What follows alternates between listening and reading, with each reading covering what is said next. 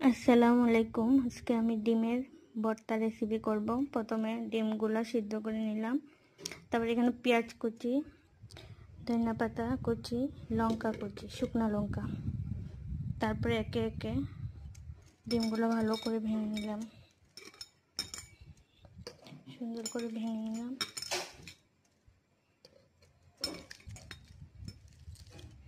ভেঙে এই পেঁয়াজ কুচি দিয়ে দিলাম, ধনিয়া পাতা কুচি আর সাথে লঙ্কা কুচি, একে একে সবগুলা দিয়ে দিলাম।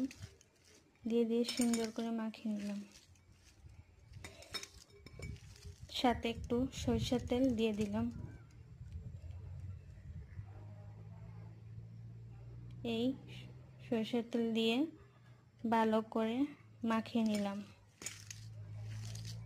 ডিমের ভর্তা জাল হলে কিন্তু অনেক ভালো লাগে, তার একটু শুকনো মরিচ দিয়ে দিলাম, পেঁয়াজ কুচি সব দিয়ে দিলাম।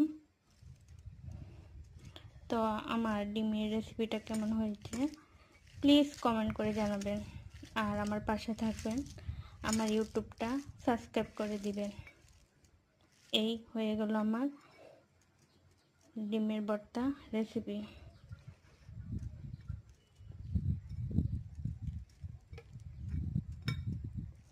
এই এখন কেমন হয়েছে সবাই প্লিজ কমেন্ট করে জানাবেন।